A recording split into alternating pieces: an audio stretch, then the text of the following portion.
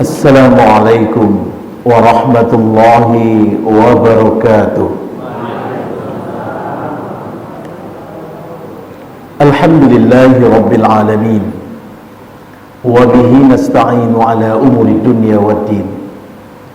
Ashhadu an la ilaha illallah al-malikul haqqul mubin, wa ashhadu anna sayyidana Muhammadar Rasulullah as-sadiqul wa'dul amin. Amma ba'du.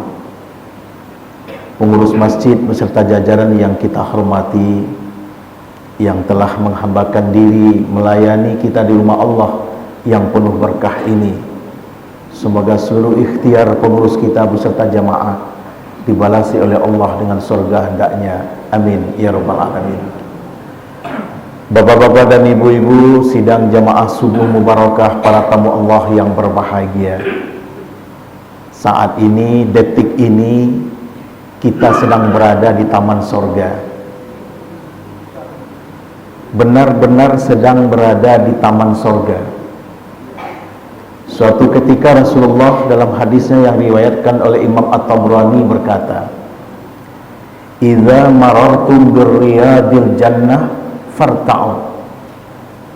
Apabila kamu melewati taman sorga, mampirlah, singgahlah, masuklah. Bertanya sahabat, "Ya Rasulullah, ma riyadul jannah?" Apa taman surga itu ya Rasul? Rasul menjawab, "Riyadul jannah majlis ilmu." Taman surga itu adalah majlis ilmu. Alhamdulillah. Menangis Bapak Ibu, berdoa di Raudhah di Madinah. Berebut kita masuk ke situ. Antri sampai 1-2 jam. Hanya 1 kali bisa dalam 1 kali umroh. Begitu bahagianya keluar dari sana. 10 jam penerbangan, 20 jam PP Indonesia Madinah. Susah-susah kita ke Raudhah ke situ. Luar biasa. Ma baina baiti wa minbari raudhah min riyadil jannah, kata Nabi. Apa yang ada antara rumahku dan mimbarku adalah taman sorga. Samakah taman sorga di Madinah dengan taman sorga saat ini? Wallahi sama. Karena ini kata Rasulullah.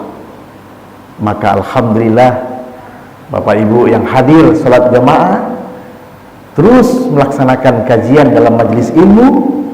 Insya Allah saat ini kita sedang berada di taman sorga. Alhamdulillah. Apa fadilahnya di taman sorga? Beribadah di Raudhah, Allah terima segala amal ibadah kita. Allah ijabah segala doa-doa kita. Maka induk dari segala doa kita setidaknya ada 3. Ya Allah ya Rahman, mohon terima segala amal ibadah kami, ampuni seluruh dosa dan maksiat kami, jadikan kami ahli surga hendaknya. Amin ya rabbal alamin. Bapak Ibu yang mulia, bahagia sekali rasanya pagi ini kita diberi kekuatan jasmani dan diberi kekuatan rohani oleh Allah. Sebab kalau hanya jasmaninya yang kuat, rohaninya tidak, walaupun sejengkal jarak dari masjid, masjid itu akan sangat jauh bagi dia. Banyak orang yang jasmaninya kuat, Pak, mendaki gunung Merapi Singgalang taluk dia, ke Bukit Tinggi, pergi liburan macet-macet, tak latihan badannya, ke Mandai betul-betul jalan okey saja, tetapi ke rumah saji tidak takau dia. Salah satu jamaah kita tadi berkaja-kaja 5 minit menjelang waktu azan dari tampeknya, alhamdulillah sampai di siku orang azan. Masya Allah. Yang membuat kita hadir kemari kini, kekuatan jasmani dan rohani. Yang membuat rohani jadi kuat, iman. Tadi pengurus bicara, sekarang kita di awal tahun. Ada firman Allah yang luar biasa, yang menjadi motivasi, sekaligus menjadi pegangan untuk kita terus istiqomah sampai akhir hayat, Pak. Surat 41 ayat 30. Ini yang menjadi landasan kajian subuh kita sekarang. Surat 41 itu Fussilat ayat 30. Apa kata Allah? Innal ladzina qalu rabbunallah. Satu. Tsumastaqamu. Dua. Tatanazzalu alaihimul malaikah. Tiga. Alla takhafu wa la tahzanu. Empat. Wa abshiru bil jannati allati kuntum tu'adun. Lima. Dalam ayat ini ada 5 perkara yang menjadi intisarinya. 2 amalannya, 3 balasannya. Ya Bu? 2 amalannya, 3 balasannya. Masya Allah. Apa kata Allah Ibu? Innal ladzina qalu rabbunallah. Ini yang pertama. Sungguh orang-orang yang berkata Tuhanku adalah Allah. Siapa dia? Awak, alhamdulillah. Kita yang hadir saat ini, itulah orang yang berkata Tuhanku Allah. Tanya Bapak Ibu, kalau tidak kerana Allah, li mungkin wak hadir kemari? Tidak. Atas nama siapa kita hadir kemari? Allah. Tidak dia lontong pagi sebentar lagi. Tidak. Pagi ada lontong sinan mah supaya bayi alo ajak lan peraya do. Tidak. Dek kalau masjid warancak. Tidak. Dek kerana wak ondong ayo ondong dadak kinulang kinlawa. Tidak. Karena Allah. Sekali kita berucap Allah sampai akhir hayat Allah, maka kunci surga hanya satu Pak. Kalimah tauhid la ilaha illallah. Kalau itu tercabut, selesai urusan kita Pak. Sampai entah tanpa batas waktu, tak akan pindah ke surga dah Pak. Kalau Allah tu yang kita cabut dari akarnya.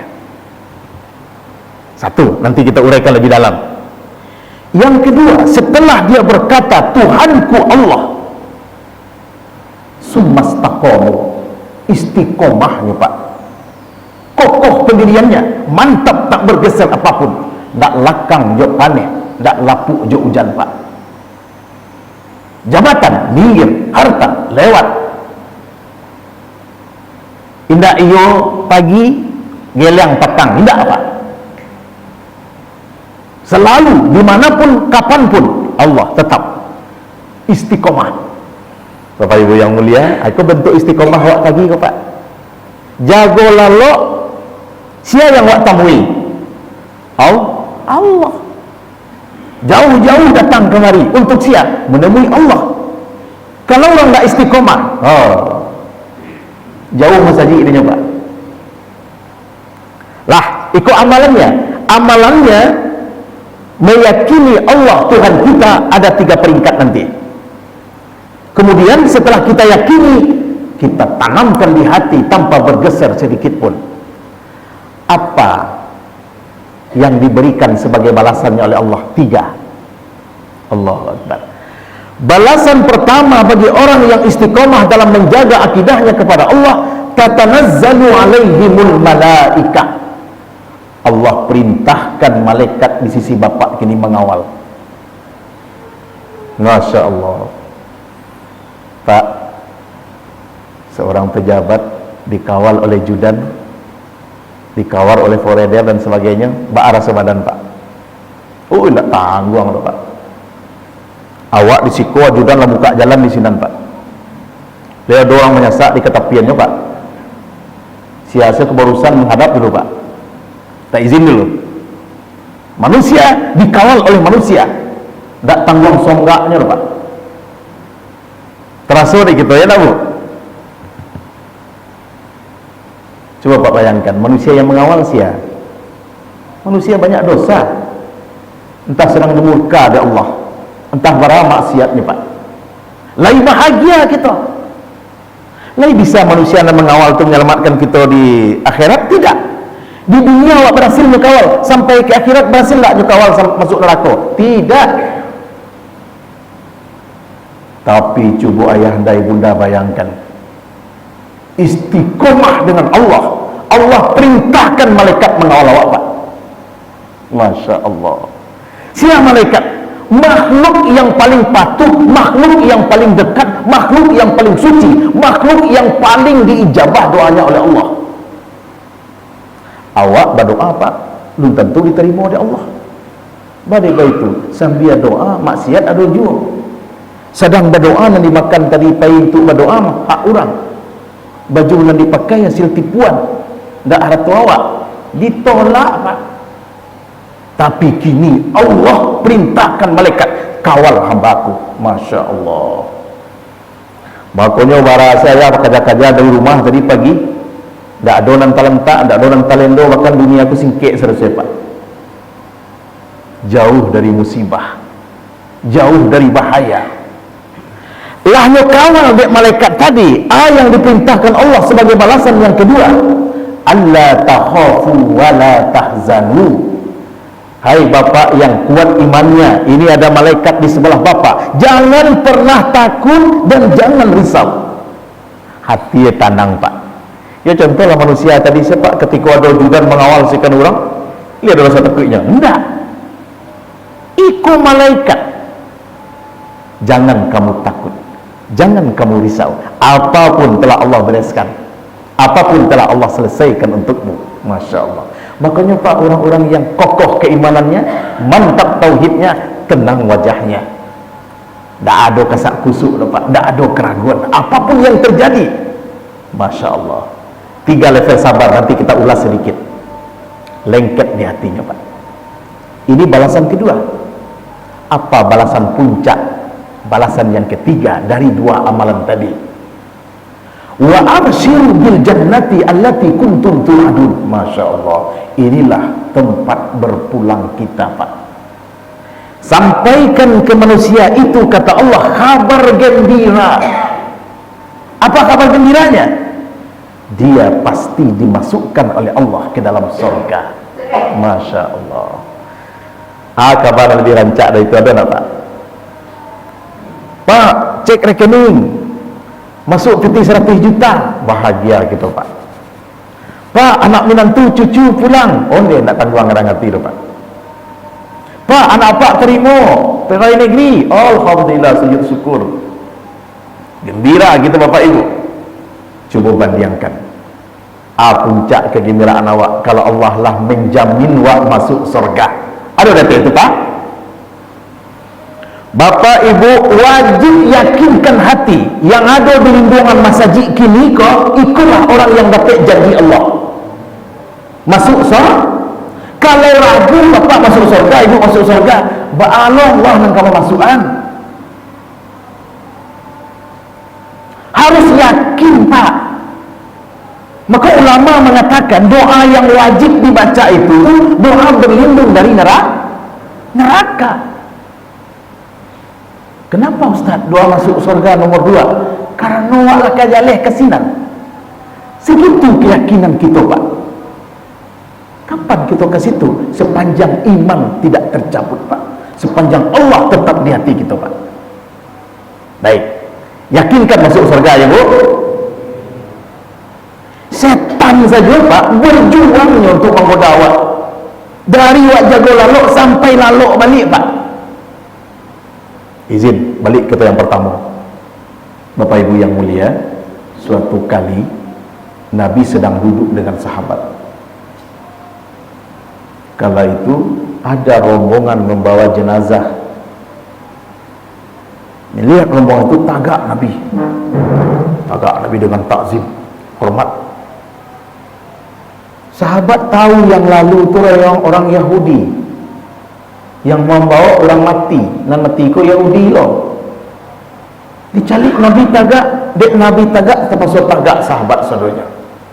Tetapi sahabat tagak dengan ada sedikit pertanyaan dan ada sedikit protes. Pertanyaan sahabat loh, kok Nabi tagak dan mati Yahudi? Sedikit protes.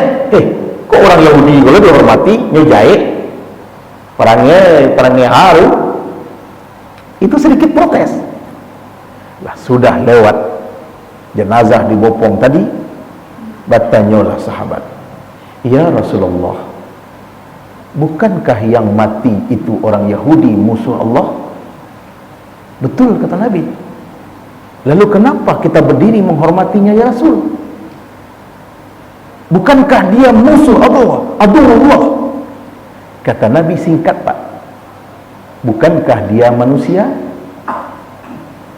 Iya ya Rasul, yang aku hormati dia sebagai manusia. Baitu Islam Pak. Kalau Yahudi nyanggap saudara di Palestina gini, nyanggap binatang. Kami tidak sedang berurusan dengan orang katanya, kami sedang berhadapan dengan binatang katanya. Tetapi Nabi mengajarkan tidak begitu. Yahudi laknatullah pun dihormati karena dia sebagai manusia. Sudah demikian Pak, menangis Nabi. Kenapa Nabi menangis? Ditanya oleh Rasulullah, limadza anta tabki ya Rasulullah? Kenapa engkau menangis? Kata Rasulullah, hari ini aku telah kalah oleh syaitan. Insya Allah. Tambah bingung sahabat, kenapa kalah ya Rasul? Kenapa tidak kalah aku? Sementara aku diutus oleh Allah ke dunia ini untuk menyelamatkan manusia dari azab neraka, selamat ke surga, itulah tugasku. Saat ini lewat di depanku jenazah yang berhasil oleh syaitan menjadi ahli neraka. Aku telah kalah oleh syaitan. Paham Bapak Ibu kisahnya? Awak yang hadir kini kau siapa menang ini kau? Awak atau setan? Alhamdulillah. Sampai detik ini Bapak Ibu berhasil mengalahkan setan. Apakah setan itu nak masuk kalau masjid? Oh masuk. Bahkan satu semayang di salawat. Coba renggangan saf.